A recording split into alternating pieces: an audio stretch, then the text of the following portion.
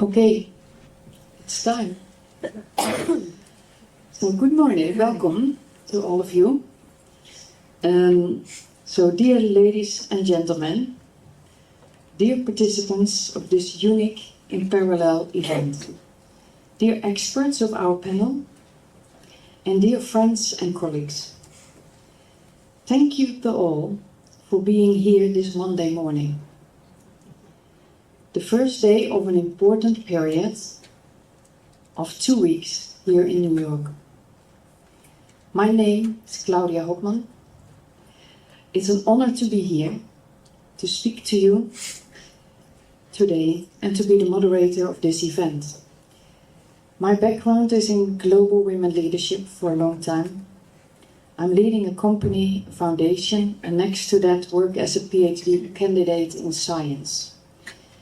Today is the very first day of the formal UN CSW-69 meetings here in New York.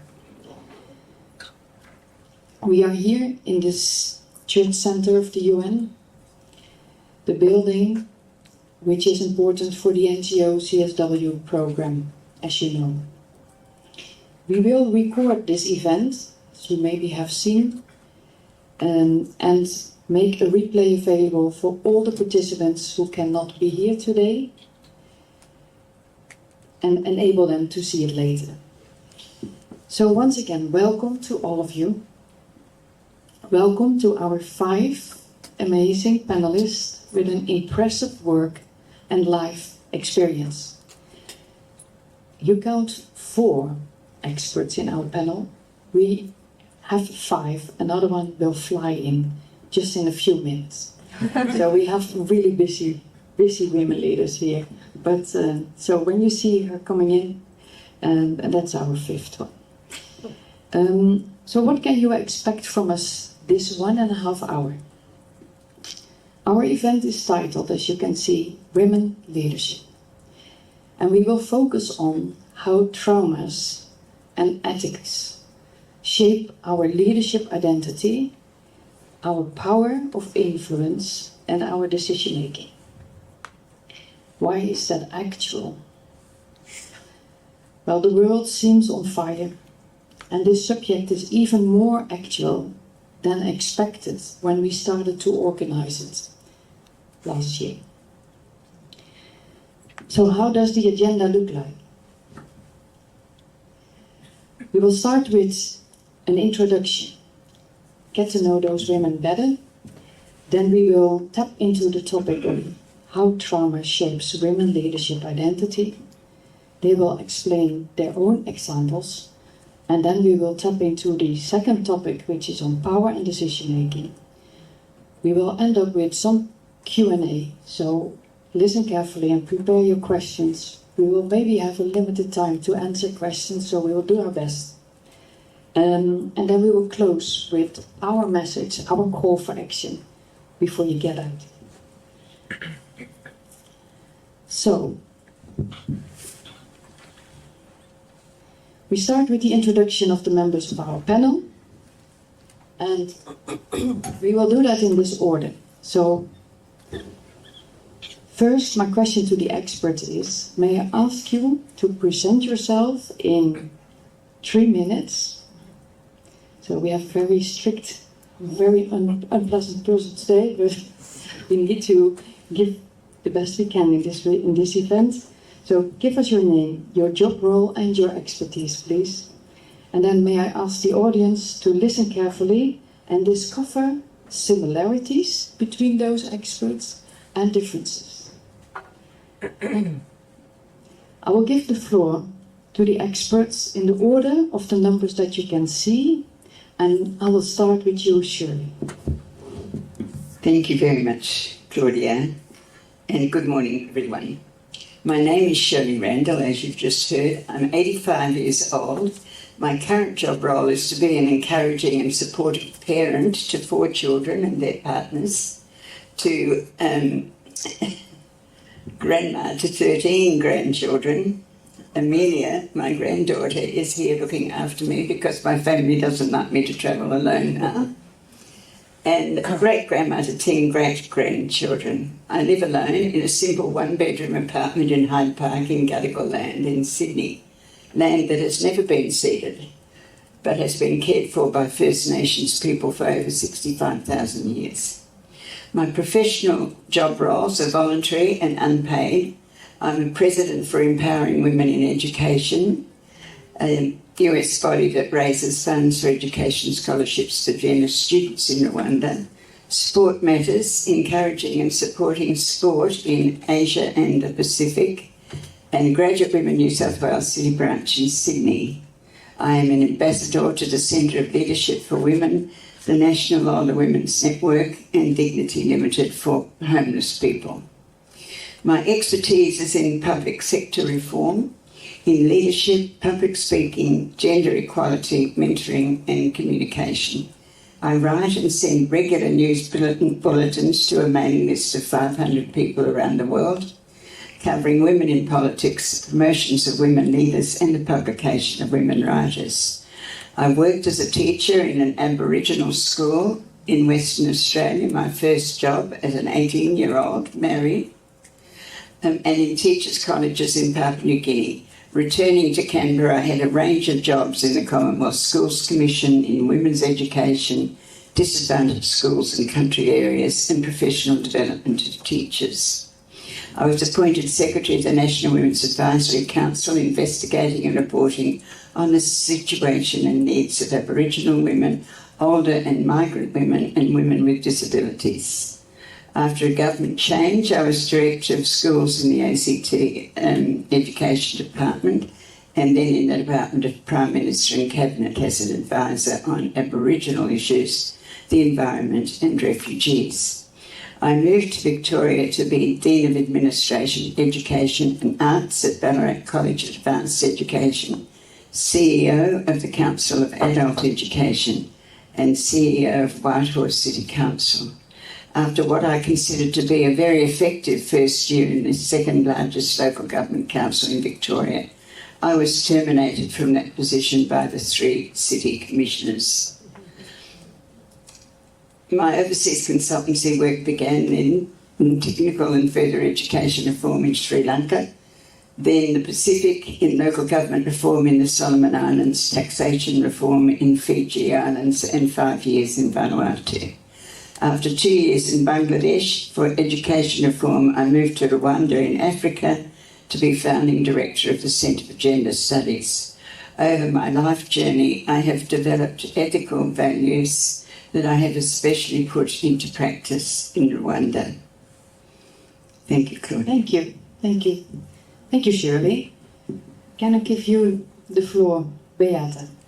Thank you so much. I'm Beata Wandachowicz-Karson. I'm Polish and I live in the Netherlands for almost 14 years. So we just flew here from different corners of the globe for this panel. It's just so inspiring, and also hearing Sherry's story is just amazing.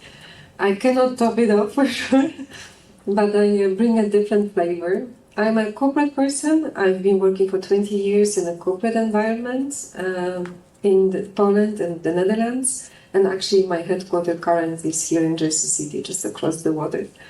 So I've been working in finance, in procurement, in supply chain. If you can look at me, I consider also myself a pretty successful woman. I've been bringing also different awards for what I do in my work, internally and externally. So this is one part of my experience. But within 20 years of my corporate role, I've been for 18 years in leadership positions pretty early on. But over 10 years, I embarked on the women empowerment and advancement journey. And why you will learn today more when we go to the next topics of today's panel.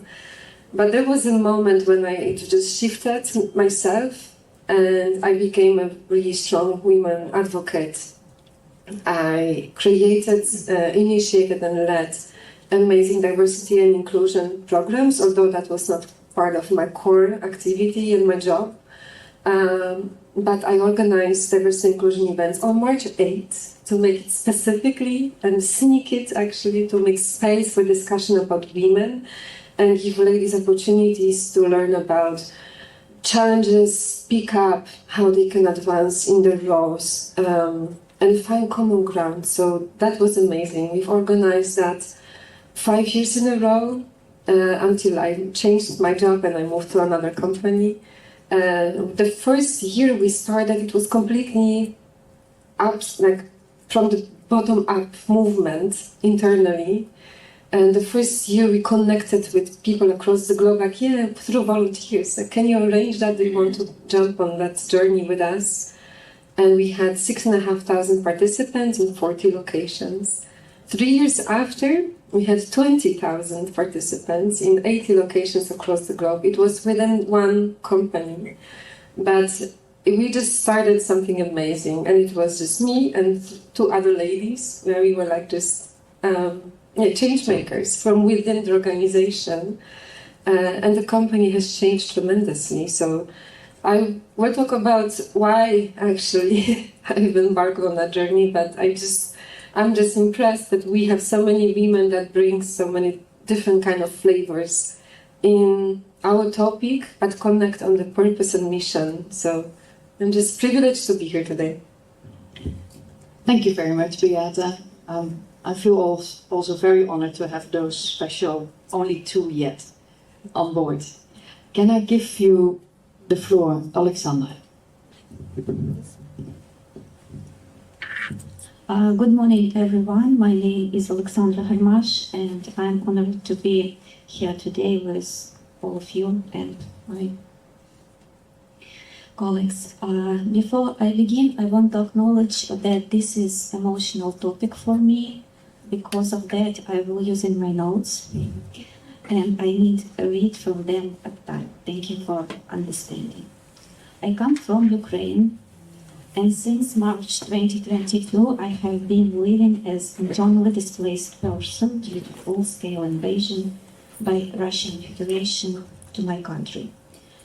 This experience has deeply shaped my perspective and changed my life completely.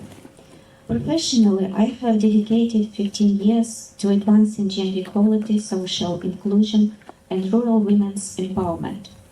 Now, as the Director of Programs at Rural Women Business Network NGO, I lead initiatives that create real economic opportunities for women, even in face of war and displacement now. Also, our work at Rural Women Business Network focuses on strengthening women-led organizations, fostering leadership, and building sustainable economic models in Ukraine now. Beyond my role in my organization, voluntarily I contribute to shaping feminist policies at regional level as member of Regional Steering Committee Europe and Central Asia, on implementation of Beijing Action Plan. Through this platform, I advocate for systematic change that empower women, and not only in Ukraine, but across the region at least. One of my key focuses, particularly during these 3 years, is ensuring accountability as well as transparent and impactful programs. Despite the challenges of war, my mission remains unchanged: to create spaces where women can thrive, to support their leadership, and to ensure that their voices are heard in decision-making processes. Thank you. Thank you. Thank you, Alexandra. Thank you for being here, to all of you. I give the floor to you, Marilupe. Thank you. Good morning, and thank you all for being here. I'm very honored and humbled by my colleagues. As Beata said, we all have we all bring something different to the table. But so my full name is Ana Maria de Guadalupe, but everybody calls me Marilupe. It's very, very long. I'm Mexican, and I've worked I work at a Dutch bank called Rabobank. I've been working there for almost 18 years now, and now the Chief Ethics Officer for North America and Wholesale Compliance Officer. In that role, in my ethics role, I'm in charge of the building the whistleblowing and speak up program and the ethics program for North America. Before Rabobank, I worked at a law firm, so I have a legal background. I worked for 7 years at a law firm, which was a very a lot of learning experiences, but also very challenging because in Mexico at the time it was a very misogynist environment, very hard to move up at the firm, and just but I learned a lot. In 2007, I was hired by Rabobank as the head of legal and compliance for the Mexico office, and I built on their legal and compliance functions for 16 years. Then in 2023, I was appointed the Chief Ethics Officer for North America, which for me was a turn point in my career. It was something that gave me a new sense of purpose and a lot of valuable colleagues and experiences.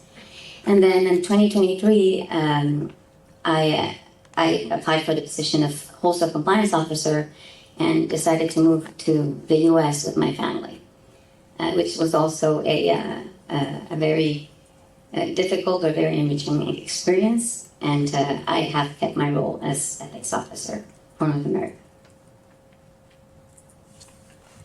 Thank you. Thank you very much. Yes, different flavors is how you pronounced it or how you described it. Very rich group of people. We expect our fifth expert, she will be a bit later, but Berthe, we are very proud of having her, and she will introduce herself later. So what we discovered here is also, while we did our pre-meetings online before we met here, we discovered that we are coming from different countries, but in the circles that you see as closed circles are the countries mentioned where those women lived and worked. So traveling for business trips is one thing, but living in another culture and working in another culture where you're not at home at the first place is really challenging. So imagine what you see here. It's almost 20 countries that you have here in the panel. And yes, that shapes us, but not only the countries. The second thing that we discovered, and I will not go into detail on everything what you see, but this is really like a summary slide on all the careers that were just presented. So we also discovered that those 5 ladies who have different careers, but we have interconnections within the careers. So in the end, you know, the world is a small world. We are interconnected without knowing, and we can support each other without knowing, but we know that, and we need that.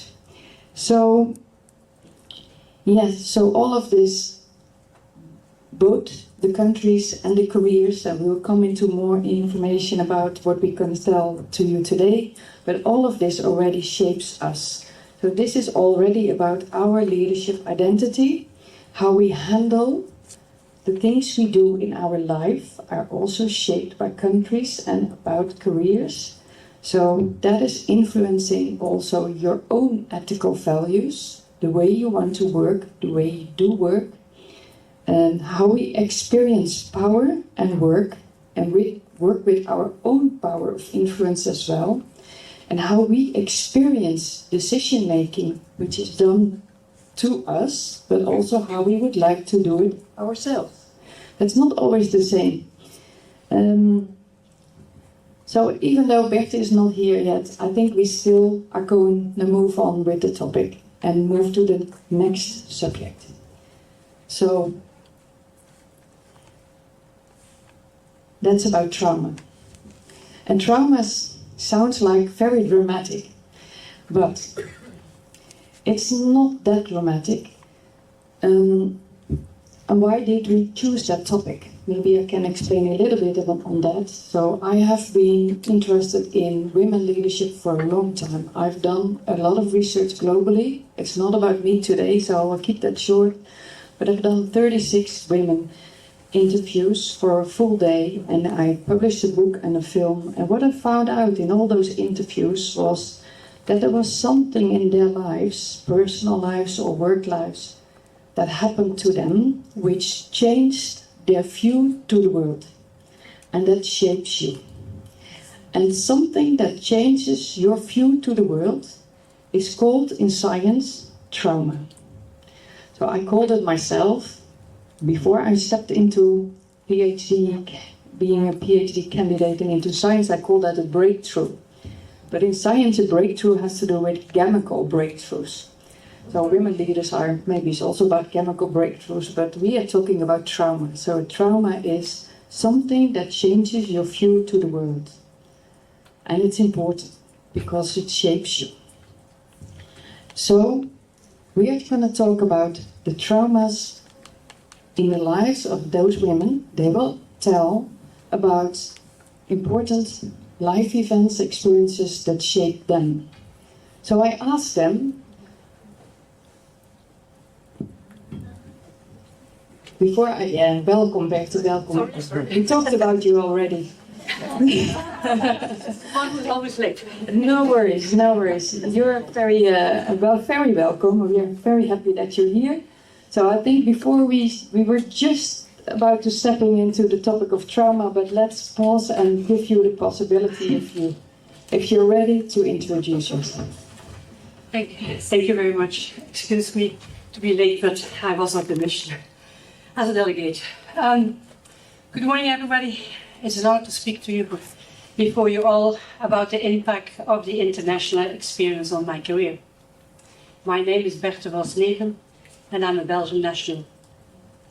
Growing up in a very difficult family environment, I voted as a young adult to dedicate my life to law and justice. And so my career started in Belgium as a practicing lawyer, laying the foundation of the understanding of legal frameworks and advocacy. This early experience taught me the importance of justice and the power of legal mechanisms to drive change. My path then took me to the Middle East, where I served as a legal manager and human resource liaison, exposing me to the complexities of international operations and the critical link between legal compliance and human resources. Transitioning to Switzerland, I began focusing on international research and consulting work with various international firms on global projects. This period allowed me to develop expertise in talent acquisition and strategic consulting, skills I would later leverage in my advocacy work. Moving to the US, I established and managed international European healthcare business units within a global search firm. This role polished my ability to lead international projects and build cross-functional collaborations. Returning to Switzerland and later to Russia as an independent consultant, I focused on global recruitment and cultural integration. This experience deepened my understanding of diverse cultural landscapes and the importance of inclusive practices. For over a decade, I advised international senior executives on people management and performance, ensuring alignment with global business strategies.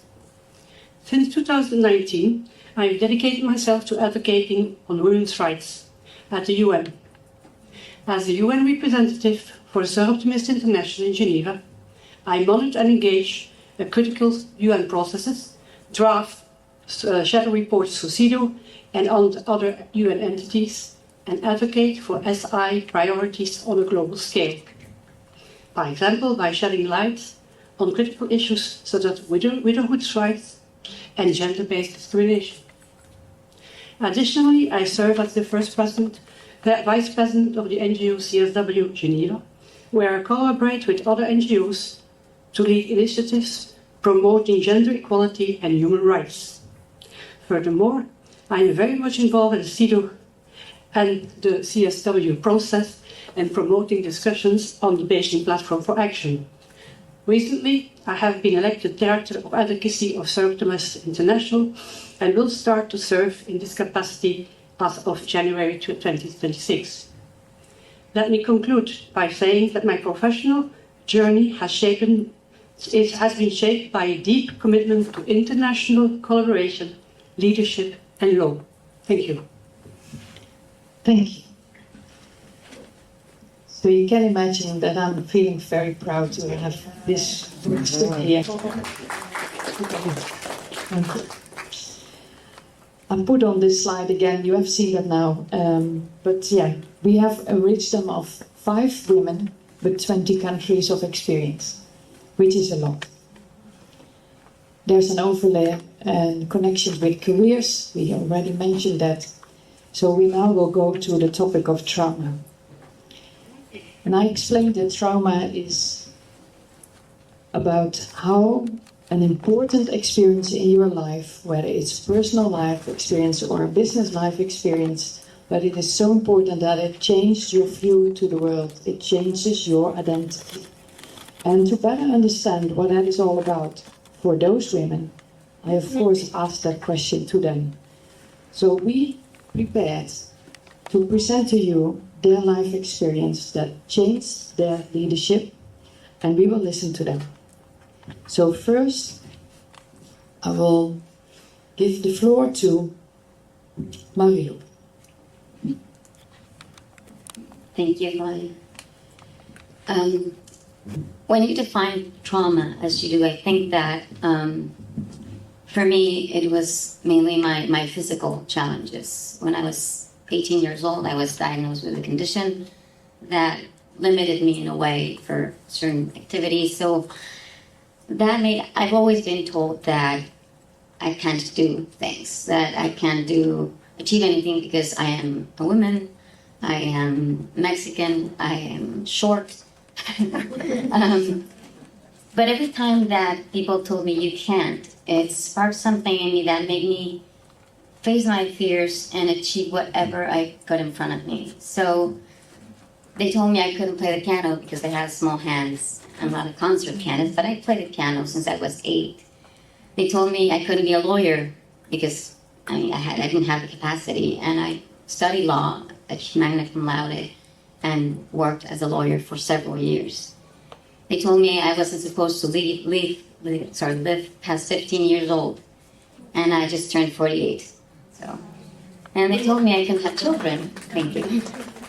And I have an amazing teenager. Then one of the most recent experiences that I had was changing with my family to the United States. It was putting my family to a completely different environment. My son, he was 12, and he didn't speak any English. But they were the least frightened. I think I was the most frightened of all for that change. And it actually gave us an amazing opportunity to grow. It made me change my focus from legal and compliance only to ethics and compliance. And I've had the opportunity of having amazing colleagues, amazing managers that supported me and that have helped me in this growth. Thank you. It's amazing to have you here. And I'm always impressed by when people and when you now tell your own personal stories, because stories are so important. So don't forget to also, when you listen in the audience, to share your story when it's important to share.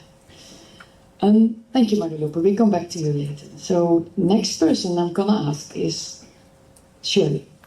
Would you please explain or tell us your story? Thank you very much, Claudia.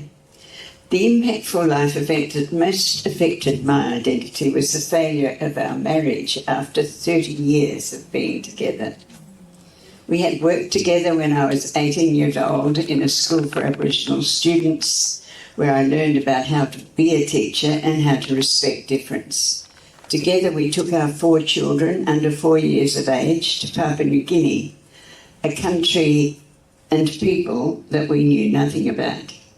There was little acknowledgement of the constant challenges we experienced of living and working in a foreign country.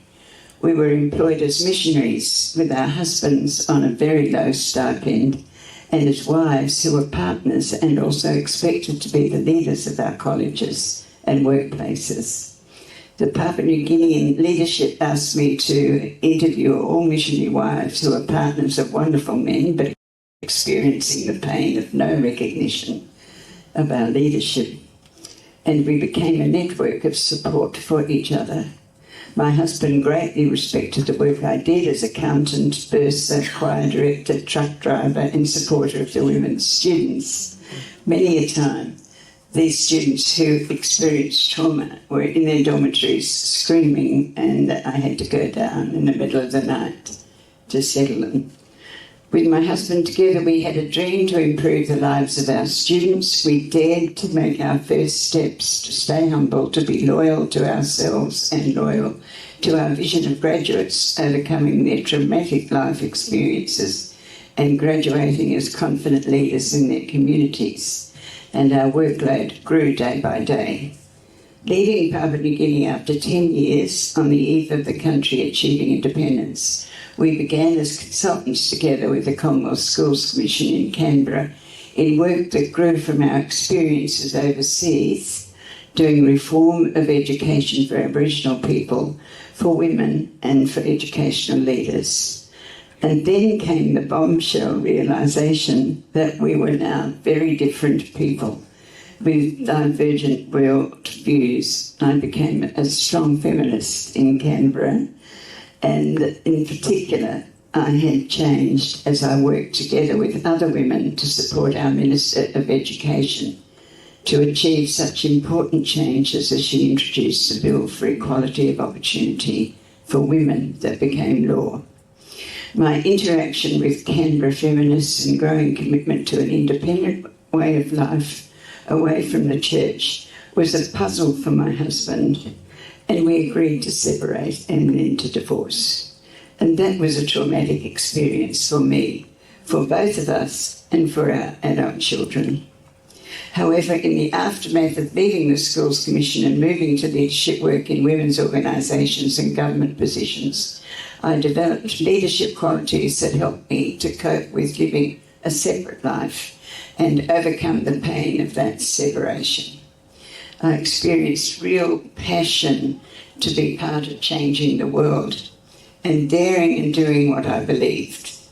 I was committed to a strong work ethic, consistently meeting deadlines while maintaining high-quality work, demonstrating reliability, dedication and attention to detail, key traits valued in every position that I have undertaken since then. Thank you.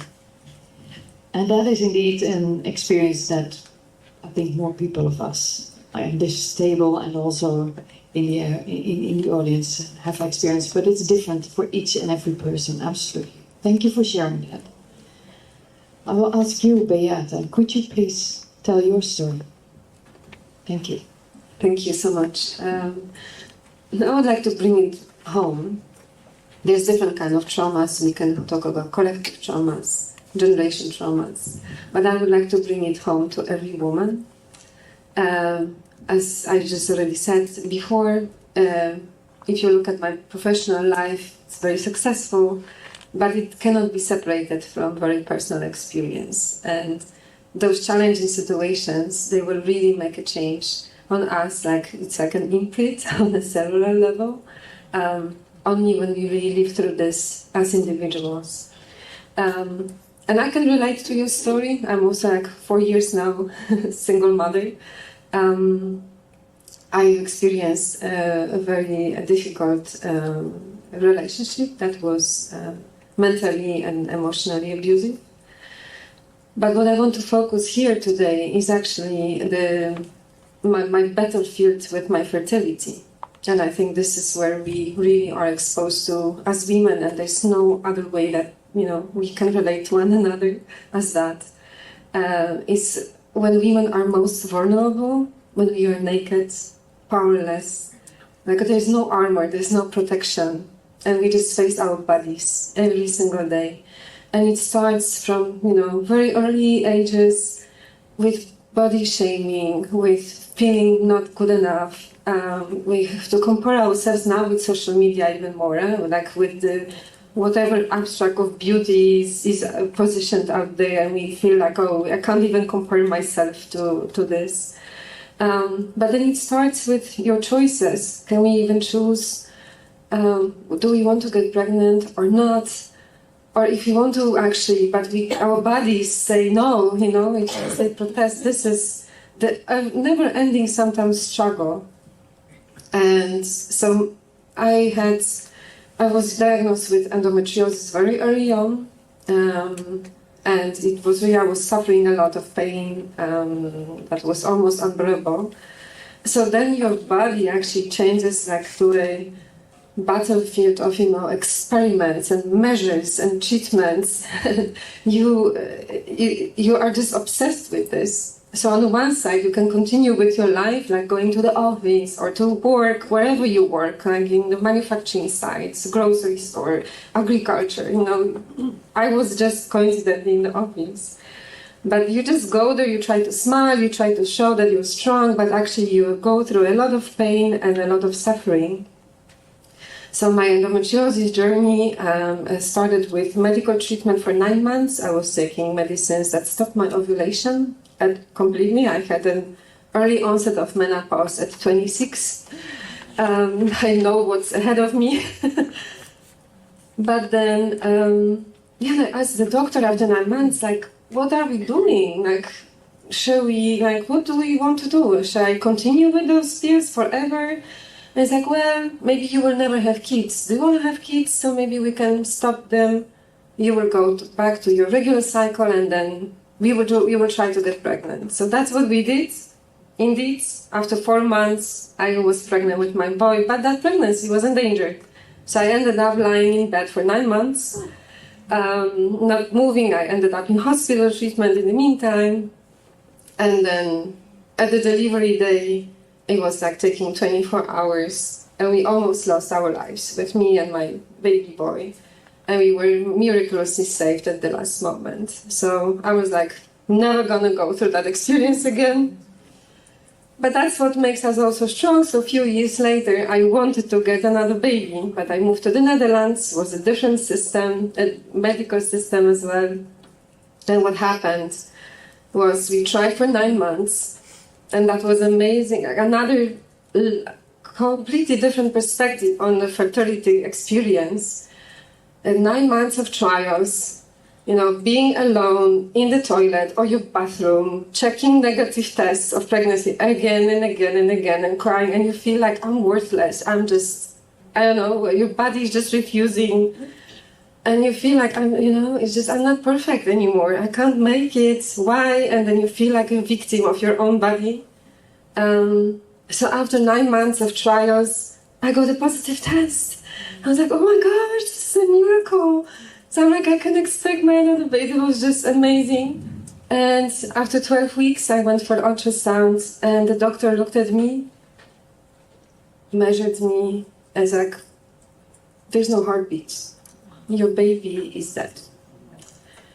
And it was already a week afterwards, so my body didn't react. My body didn't know.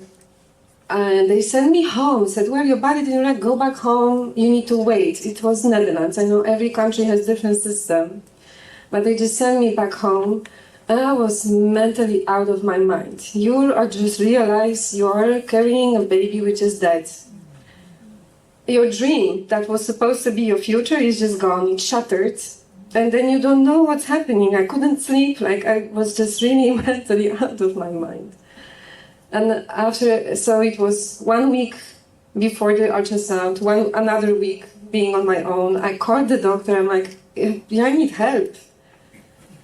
So they give me pills, which normally are abortion pills, that you take it home and then it induces miscarriage. And then it happened. I took them on Friday night. miscarriage started, but actual miscarriage happened on Monday. So few days later, when I was at home on my own, again, this is like really every woman's journey. It's like when we are alone in our bathrooms or toilets, and then everything just came out of me. And I was just shaking. I called the doctor, like, what do you want me to do with this? And he's like, oh, throw it away. We are not going to do anything with this. And I was like, what? Like, you wait for that. It's like almost a year of a journey to this moment. And I'm like, this is just insane. So I think that really changed me so much. It's not about, it's really the pain that we carry and that's really that dismissal of our pain and the way that we are treated. Like, this is part of being a woman, so just take it. And just really, you have to be strong, get over it. But that's not how it works. And we have emotions, we have physical pain, emotion, we connect so much. And then I realized, these are the type of journeys that we will be exposed, and we need to have that understanding for ourselves. And that really changed me so much to have that openness and treat everyone that comes to work, or everyone, like even here, right? That we need to look at each other as human beings. It's not only what we perform and the beautiful face that we show, the happy, strong smiles that we show every day, but just look beyond that, to our souls and our hearts and our pains that we carry, and just have that understanding to each other. So that's my story. Thank you. Thank you for that. Yes. Yeah, I already said it's important to tell stories, but it's also important to break through taboos on stories. So thank you for sharing that. Really important. Next story is yours, Alexandra. Yeah, thank you. Actually, injustice followed me through all my career. I know what is unfair wages and systematic barriers. But today, obviously, I need and I have to share my deepest trauma, the war. However, this trauma didn't start in 2022. It begins in 1930s with the Holodomor, when there was no food, millions of people dead in Ukraine, and during the period of Soviet repressions. My trauma started. My grandfather was executed as enemy of the people. My father, being 10 years old, and being child of enemy of people, was forced to publicly renounce of own father. And this make the influence on my father's life, and it was really difficult to grow up with unhappy person. My father tried to be happy, but as a child you understand, you feel that this person is unhappy, and this makes the hole in your heart for all your life. And Soviet regime also punished me. It tried, but it failed. In 1990, I was denied entry into pioneer movement. Why? Because I was a granddaughter of the person who is enemy of the nation. Now I'm okay with this, that I'm not a pioneer. But in that year, 1990, I realized something is different with my family. And I started the research. I researched my family history and learned about many Ukrainians and about their histories. Through this, I fully became aware of my Ukrainian identity, who I am. It happened when I was 10, 15. I searched for my grandfather's grave for years, and found it only in 2018. This week, I will visit his brother's grave in New Jersey. I will be the first of my family to do so in 70 years. This man was killed for exposing Holodomor and for being an active Ukrainian immigrant here in the US. He was killed because he was Ukrainian. My personal trauma began on February 2022. My town was occupied within a day. Food vanished immediately. Jobs disappeared. Communication was cut off. But we resisted. Thousands of us protested and cried Russia out. Russian forces shot at us, and I saw dead bodies. When kidnapping of activists at the end of March 2022 began as a rule, I knew this is time to flee. 4 adults, 1 child, 2 dogs, 1 car. Our journey took 12 hours through endless Russian checkpoints and explosions.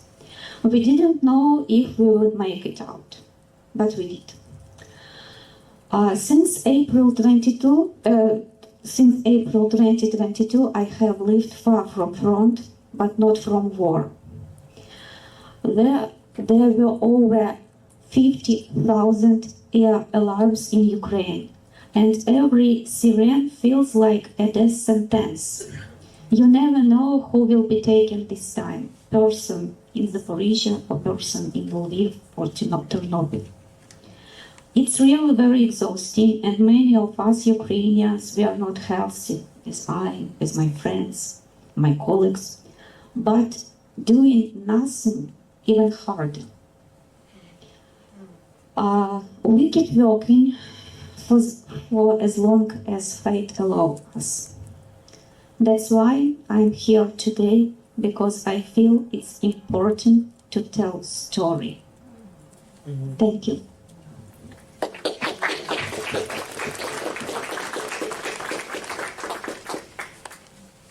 Thank you. I'm really proud you're here today. For everyone, but for everyone. And last but not least, Berthe, can I ask you to tell your story as well? Thank you, Claudia. We often hear that trauma leaves scars. But what if I told you it also leaves wisdom?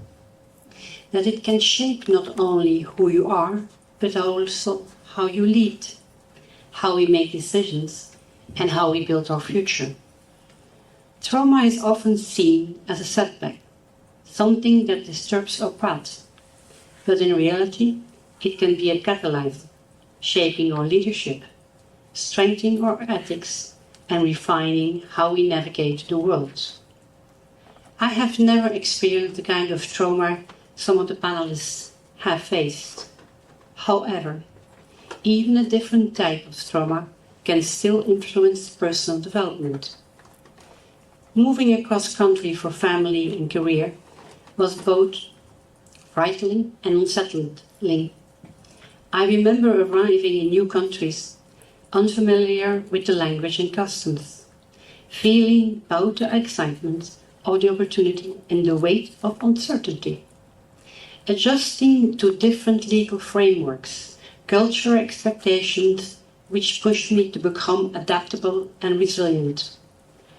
Each transition meant adaptation to new culture, new languages, new professional expectations.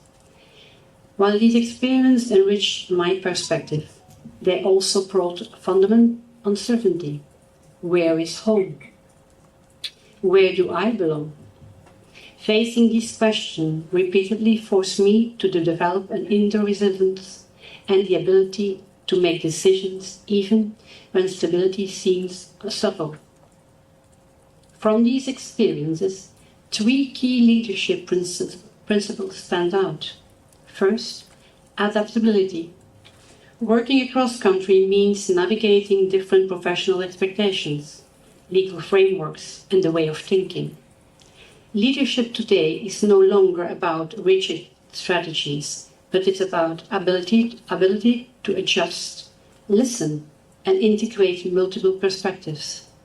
The ability to adapt has become one of the most critical assets in my career. Secondly, ethical decision-making. Global network environments often present complex dilemmas, where business, interests, legal principles, and cultural values intersect. Experience these firsthand has reinforced my commitment to leading with integrity. Ethics should not be a reactive measure, but a guiding principle, ensuring that decisions stand the test of time. Thirdly, human-central leadership. When you have built a career in different countries, you realize that leadership is not just about experience, it's about understanding people, recognizing diverse perspectives, forcing trust, and creating inclusive environments are what drive long-term success in a global team and project. So, how does trauma shape my future? It forces me to think differently, to lead with purpose, and to approach challenges not as obstacles, but as opportunities for growth. And the ability to lead in an uncertain world comes not from avoiding difficulties, but from embracing them as a part of the journey. It has not only changed the way I see the world, it has prepared me to build a future where leadership is not just about power, but about purpose. Thank you. Thank you. Thank you very much. So, we've heard 5 stories with the impactful life event that most influenced your identities. We heard about how you did go through it, how you coped with that trauma and how you overcame. And it's important to realize that trauma also develops qualities. It is developing us. It is developing you. I will go further, because if it shapes us, it also shapes the way we want to work. So it shapes our ethics, your ethics. And that is about honesty, integrity, respect. And it's different for each of us. So we prepared even that in more detail, but I will not go too much into detail now because we can talk for a week, I think. But maybe most important to conclude this subject before we go into the power of influence and decision making is to relate these stories that we just heard to those topics related to Beijing Plus 30. We are this week here, 2 weeks, for UN Women Beijing Plus 30 action plan. And those fields are directly related to the stories you just heard. So we have women in armed conflict, we have women in education, women in health, women in violence, women in human rights. And that is directly related to what we do. So here are the 12, and maybe you know them already, the 12 critical areas of concern of Beijing Plus 30. We do not have the ambition to explain that to you today, but to explain how the circle is round. Okay. So thank you for that. We will move on to the second topic of this event, which is about power and decision making. So now we know what shaped us and how we like to work. We tap into the topic of power. Power or influence that impacts us. Our power and influence impact others. So it's important to think what we do and what we want to do. Decision making by others influences us. Our decision-making influences others.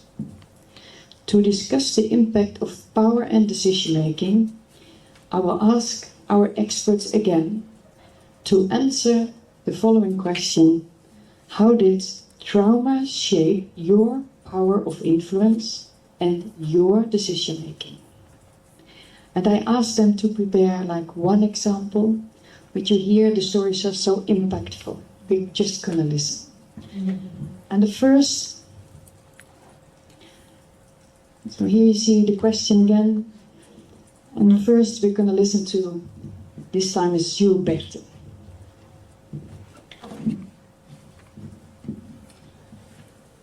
Thank you, Claudia. Power is not merely about authority or control. It is about influence, resilience, and the wisdom gained through experience.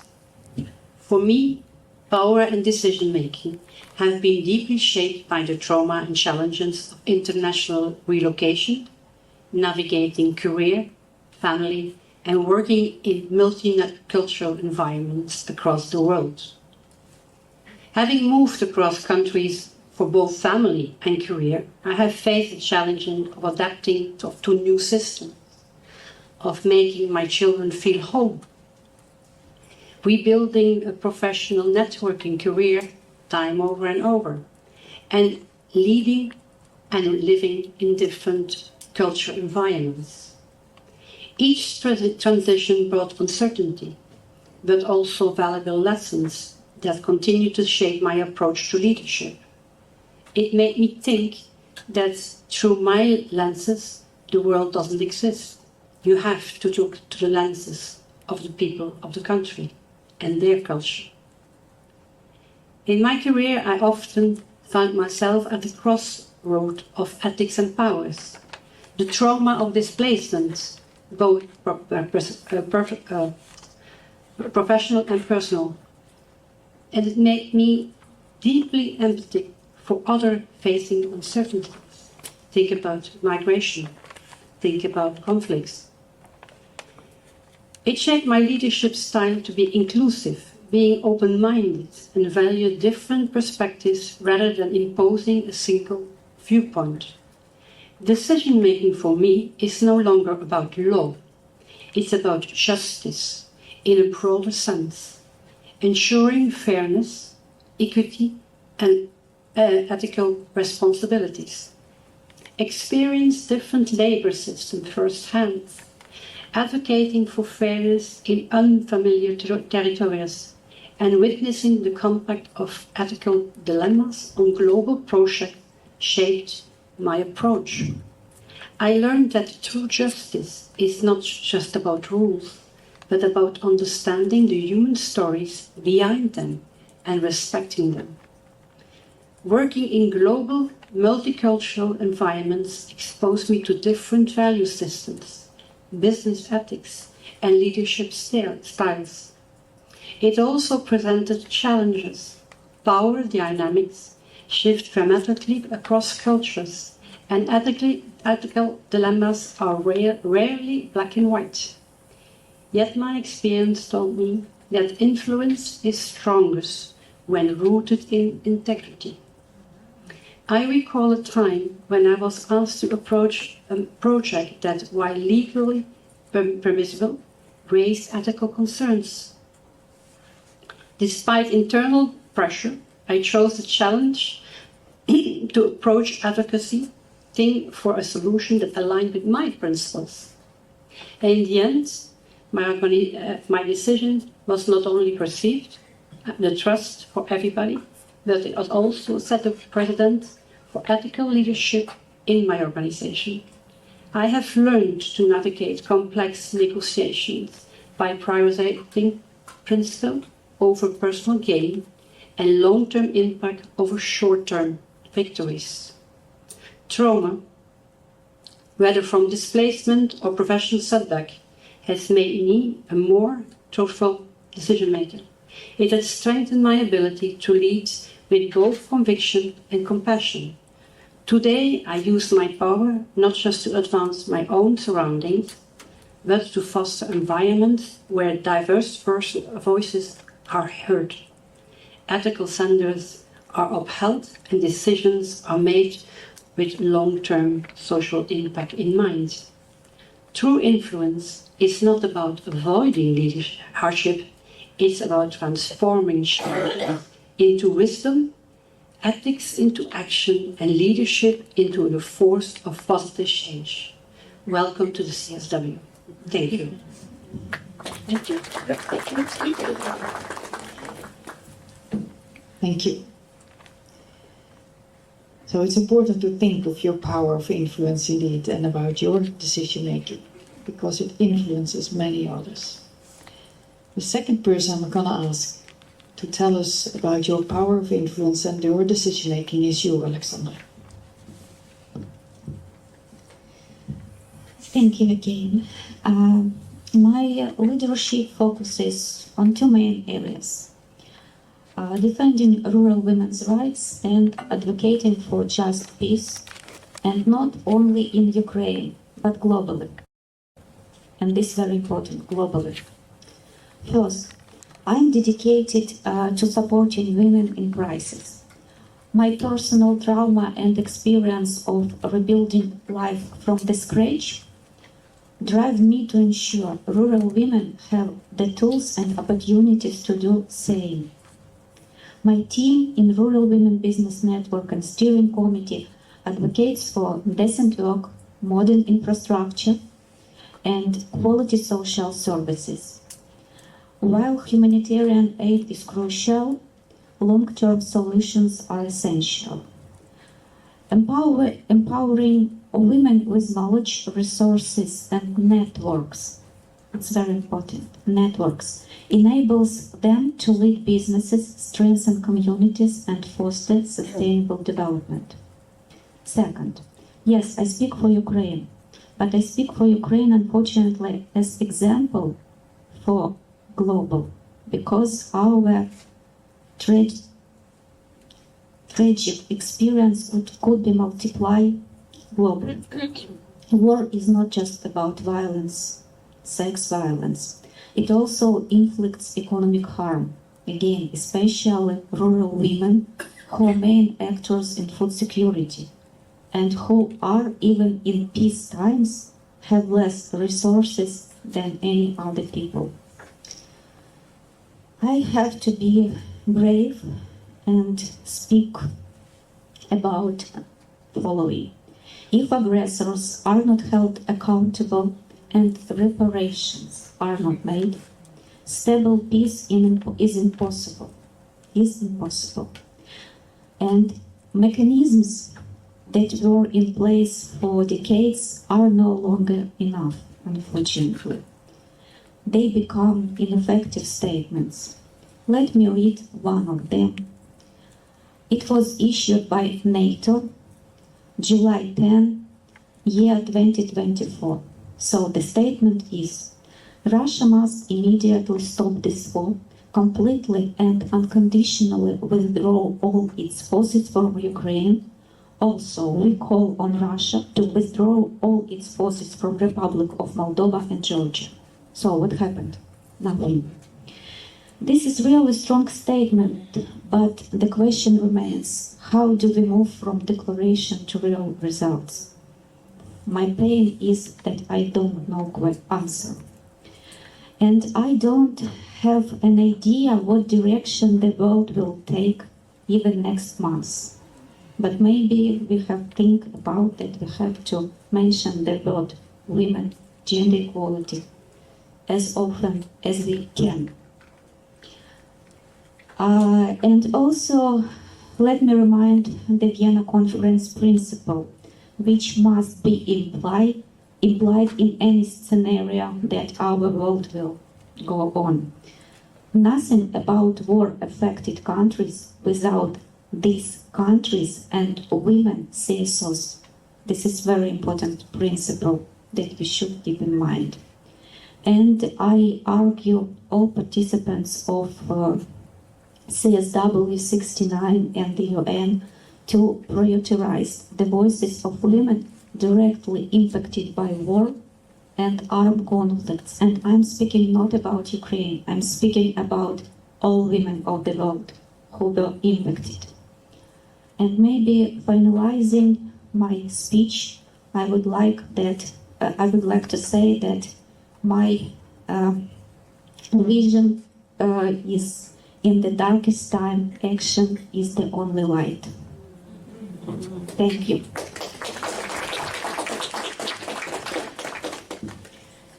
Thank you. The next person to tell about power of influence and decision making is you, Shirley. Thank you, Claudia. I'm actually going to talk about some failures in power and decision making that occurred to me. You heard about my brilliant career, and I was CEO of the Council of the City Council in Victoria, and I had a brilliant first year. The city was an education city. We had colleges and schools, and I was often speaking, and I really enjoyed leadership, working into the night, so that I was visible during the day with my staff. And suddenly, at the end of 1 year, I was called in to the 3 commissioners who were responsible for the city too. And they said, well, Shirley, we are not happy with you continuing for 5 years, so we're going to give you $1,000 and we want you to stop work right away, and we do not want you to talk to anybody about it. If we hear that you have talked about it, then you will lose your $1,000. And it was really a very traumatic experience for me to leave a job that I loved, and my staff thought I was doing wonderfully well, and the 3 commissioners decided that they wanted to find a man to do that job who had experience in local government. Now, I didn't talk to anyone. I went back to Sydney to my family. I grieved. I looked around for other jobs. I did a lot of interviews. And then a colleague said to me, we've got a job in Papua New Guinea. We know you work there. Would you like to come and help us? So I became the one woman in a man's team, which is fairly irregular experience, and worked in Papua New Guinea for the improvement of vocational education and training. And as usual, they said, well, Shirley, a team of men, they said, Shirley, you will do women and disability. And I did that quite joyfully, and it was a wonderful experience. But when I was sacked, I actually left the job and did nothing about fighting to go back to it. Now, the second time, would you believe I was sacked again? I was in Rwanda, and I had a fabulous job. I was working with Australian Aid, and we were giving for the first time the Directors General of every department a plan. Would you believe they had no business plan?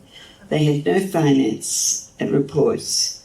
And it was just a great opportunity, and I got on very well with these men. I have to say they were all men. And they welcomed me at the Nakamal to have some kava with them. And it was a fabulous job. And once again, I went back to Australia after 1 year and talked to the company that had employed me. And they said, Shirley, we don't need you anymore in Rwanda. In Vanuatu, I'm sorry, I'm in Vanuatu, too many countries. And I was shocked. I was really shocked about this, knowing the experience that I'd had there. But instead of going away and forgetting about it and trying something new, I went back to Vanuatu, and I worked there for the 4 years of my contract, what it would have been, doing voluntary work, supporting women, publications. I wrote some publications on Rwandan women leaders, with them, working with United Nations Women's programs, supporting a lot of the work that I did.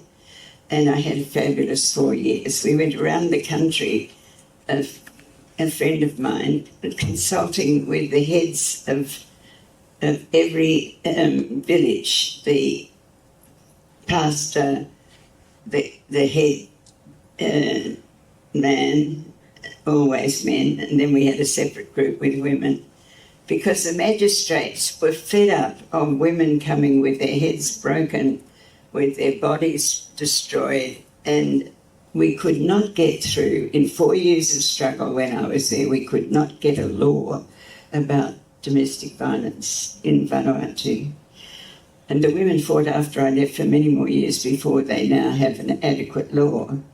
But the magistrate said, well, we can't have this anymore. We cannot keep receiving women with their heads bashed, with their bodies destroyed, without some regulation. So we went to every village and talked to the leaders in the village about this new law that had come in from the magistrates and what should be done in the villages. So I had some remarkable experiences in those 4 years in terms of power and decision-making.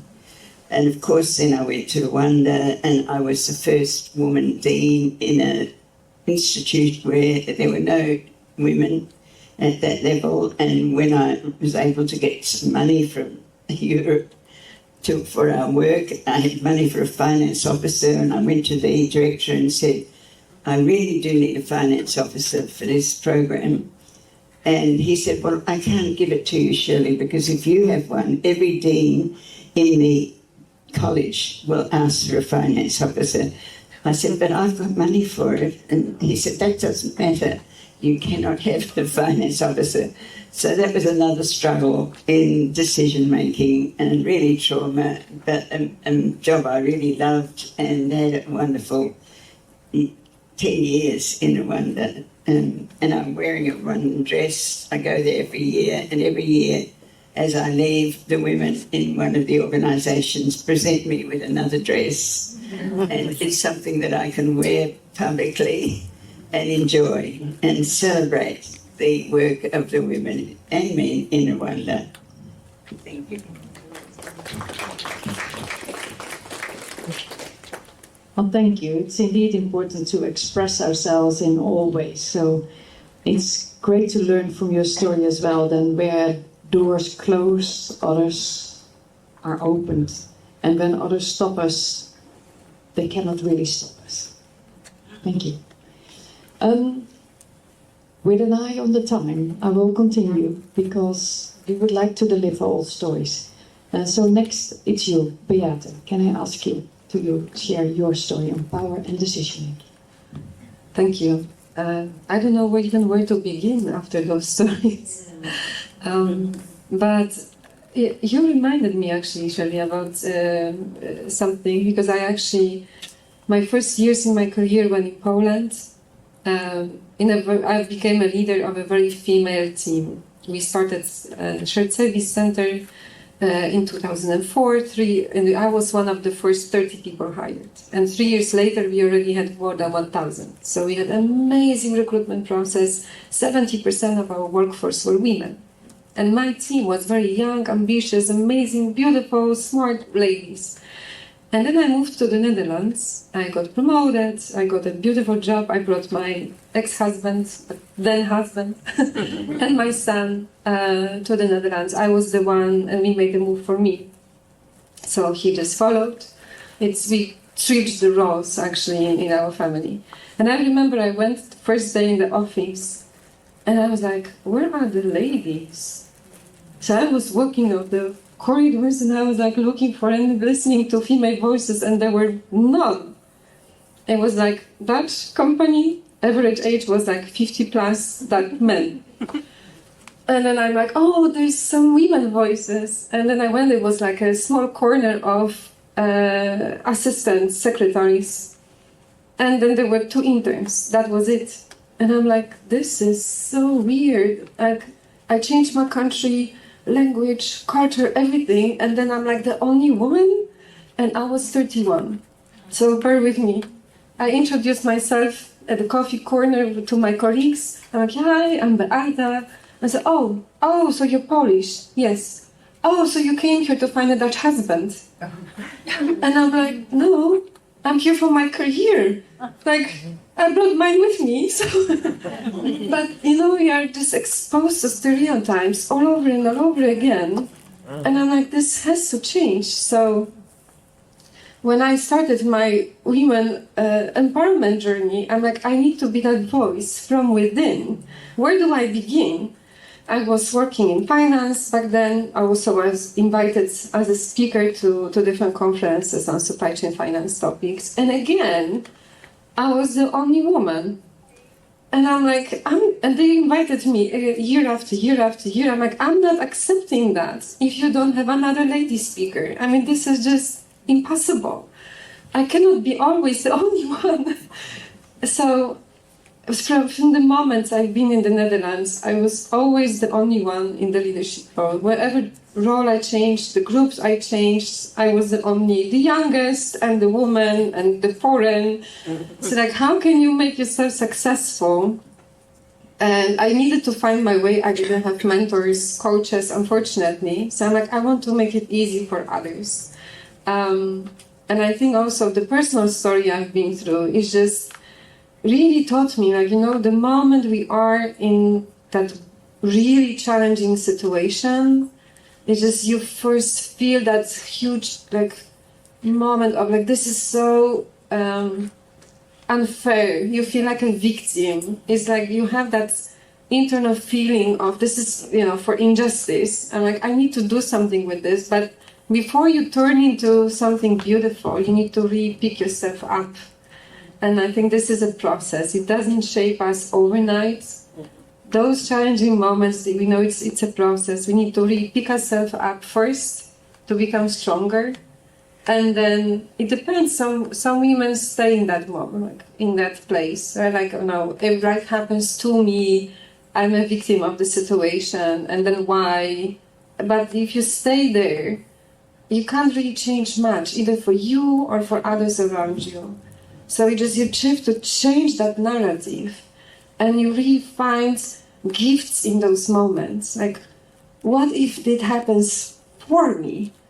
What if I can use that moment to change it and turn it around and shape things around? And what do I do with this then going forward? So when I actually had that amazing idea, I'm like, let's do the International Women's Day, celebrate globally, even internally within my organization back then. I was not having director positions. I was just a regular employee. And I'm like, how do I make it happen? But you come to a moment, it's like, this is so important. We have to change the organization from within. We need to have more women. We need to actually change the culture from within. And if it's not me, then who? And if not now, then when? And I think that was really that moment that it was just a shift. And I've been through so much, I have nothing else to lose. I just go for it. And I think this is that moment that it actually changes your power of decision making. It's like you have that power within. You just use your voice. Because I think, to your point on what leadership really is about, it's not about control.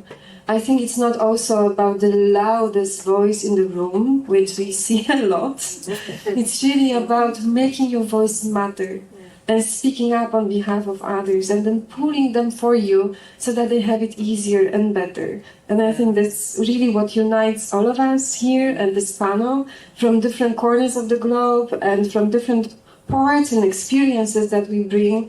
But I think this is the beauty of turning your hardships into your power. Thank you. Thank you. Last but not least, back to you, Marie. Thank you, Claudia. I don't have a lot to add after all these wonderful stories, but I will speak from my little corner of the world. I always felt very close to the core values of my organization. I've made incredible connections, but I've also had to face different challenges, from being completely overlooked at times due to my age or appearance to being publicly discriminated by a colleague. I have to say that the organization always had my back, and I never kept silent. So I always spoke up when something happened that I didn't agree to. When I was appointed Chief Ethics Officer for North America, that gave me a new sense of purpose within my role. Made me understand that ethics is always changing, and being in a global organization with so many different cultures gives us an incredible opportunity of growing a better world.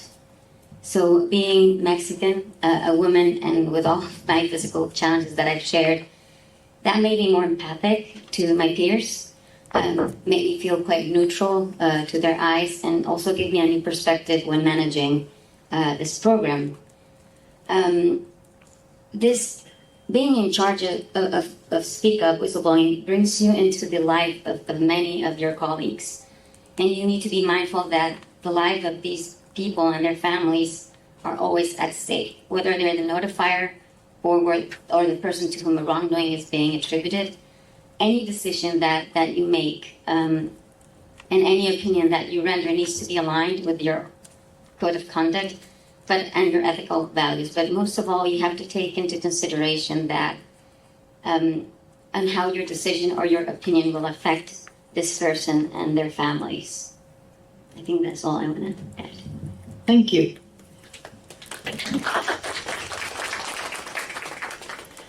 That's all, but it's important. Thank you very much. We have listened to impressive stories from 5 amazing experts and important women leaders. Now it's time for you. So we can have a few questions from you, from the audience. And I will keep an eye on the time, so I will be not able to answer maybe all the questions, but let's start. So I start with you, and you. We take 3 and see where we come then. This will be very fast. When and where will we see the recording of this event? Thank you. The recording, we will work on that after today. And I think the WOOFA app is still on for a while, so we will let you know in the WOOFA app when it's available. So maybe not this week, maybe the week after or so. Okay. Yeah? We will let you know. Thank you.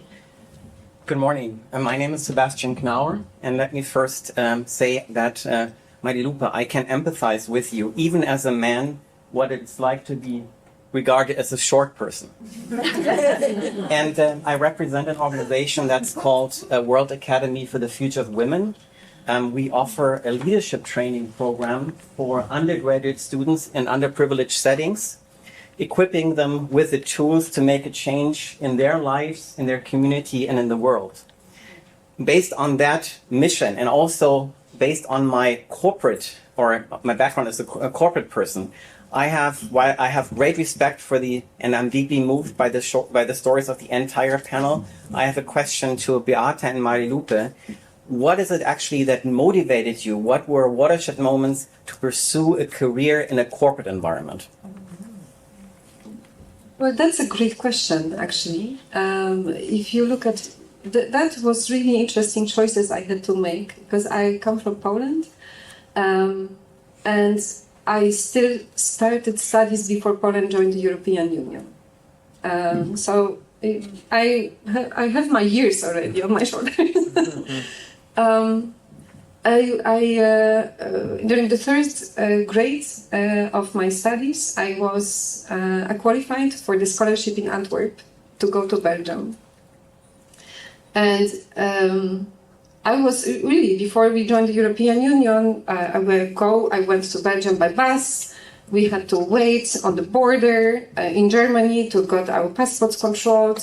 It took us, trust me, the entire first movie of Lord of the Rings was played. And we had to wait until we had all of the passports checked to go through to the Germany. Seriously, like, a real story. And then we went, and I was like, oh my gosh, everything is open, borders are open, you go Germany, Netherlands, Belgium, and I was just amazed. It was really life-changing. And when I was in Belgium, we also traveled to the Netherlands with a group of students. I actually visited the European Parliament as well, with some delegates from students community. But we went to Amsterdam as well, and it was pouring rain. It was winter, like November season or so. It was really, really like typical Dutch weather, raining, ugly, and we were like standing under the roof of a beautiful, beautiful skyscraper. And then I looked up, and then I saw Philips sign. And I was like, oh my God, the people were dressed blue. I'm like, this would be such a lovely work over here. And then I stopped my studies. I actually went back, graduated. And what happened was Philips was opening Share Service Center in my city. And I looked at the advertisement in the newspaper. It was not really on the internet yet. It was newspaper. And I was like, they were looking for people with Dutch. And I picked up my little piece of Dutch when I was in Belgium at the Franse-taal, Flemish language, but it's the dialect of Dutch. And I'm like, yeah, let me just go and apply. And I got it at Philips. So it was like, I felt like I just made a circle to come back to the corporate environment. So that's how it happens. I think it was just meant to be. Thank you. Marilu. Thank you for the question. It's an excellent question. I actually never wanted to be a lawyer. I wanted to be a pianist. But my father said, yeah, okay, first study a real career and then you can study whatever you want. And law seemed like an interesting subject, so I studied law. I worked, as I said, at the law firm for 7 years. Some days I hated it, some days I loved it. And then I found Rabobank. And I found my passion and my purpose. It's an agricultural bank. As I said, I'm very committed to its values. And then now in the ethics piece, I'm even more passionate. So that's how I came to be in the corporate world. Thank you. Thank you. Thank you. Last question. It's yours, indeed. Thank you so much. My name is Nancy. I am from Canada. I'm the Research and Outreach Coordinator for Women's Health in Louisiana. Yes. We provide services to racialized women. First of all, thank you so much for putting the aspect of telling one story. I think most of the time we sort of minimize that and the power that somebody's story has. So thank you for doing that. So my question is, it's a two-part question. The first part being, all of the women in front of us have done a lot of amazing work. How do we ensure we create sustainable, long-lasting change in the missionaries that you do, in the initiatives that you do, in the communities you engage with? The second part being, you're all high-achieving women. And I think women in general have been taught to be very much high-achieving. We don't have a choice. But how do we change that narrative for the younger generation? Like to still be successful, but without the negative aspect of being high achievers. Mm-hmm. That's it. Well, thank you for this question, which is actually about at least 5 questions. I really like the part of your question for the younger generation. And allow me to make the choice to ask you, Shirley, as being our eldest in our group, and I choose you because I received a wonderful book of you for young generation. So I thought maybe I can ask that question to you. Are you happy to answer that? Yes? The mic is on that side. Thank you very much for the question. When I was working in Canberra, as I mentioned earlier, in the government change of Schools Commission, I was one woman in that organisation, and there was usually one woman in the other departments who were at that level. And we had a fabulous woman who was already there, and she said, let's have dinner once every month. So all of us gathered once every month to talk about our stories, how we had been put down, perhaps, how we had failed, perhaps, but also the good things that had happened, how we had achieved. And we shared that, and we were able to help those who had particular challenges in leadership. as well as celebrate the work of others. So I do think that women getting together is extremely important. It has been in my life, certainly in the countries that I've worked with, working with senior Rwandan women, with senior Vanuatu women, and encouraging us, them encouraging me, and then me working with them to encourage them has been very important. So I would say perhaps just getting together with other women. We also have to work with men, of course, and we have very good men often where we're working. But I think the lived experiences we've had, and we've heard so many challenges that we face as women, that it's really important to get together with other women. Thank you. I couldn't agree more. For the sake of time, I'm going to wrap up this event. So we have to finish a call to action to all of you. Because listening to the stories is one, but we want you to take out of this session something that you can bring forward. Because we can bring forward things, but we need to multiply and we need to do it together. So I agreed with them that I will tell a bit about this slide. So according to Marilupe, your statement is, do not ever let your fear stop you. Second, Shirley, losing a job, decided by others or not, is not the end of the world. Third, Beate, supporting each other when facing roadblocks is important. So hold your hands, hold others' hands.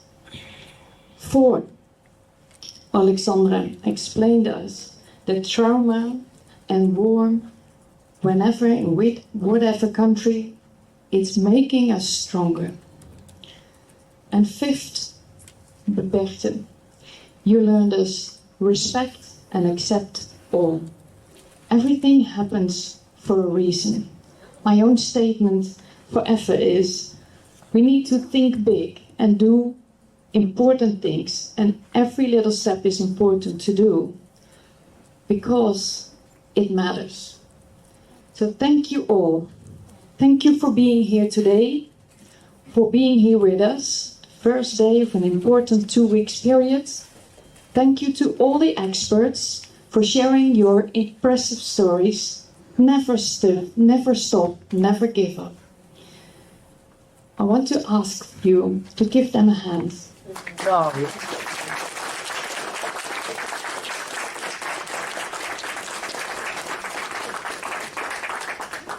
I'm wishing you all a wonderful CSW-69, a period of 10 days, very important forever. Thank you. Goodbye.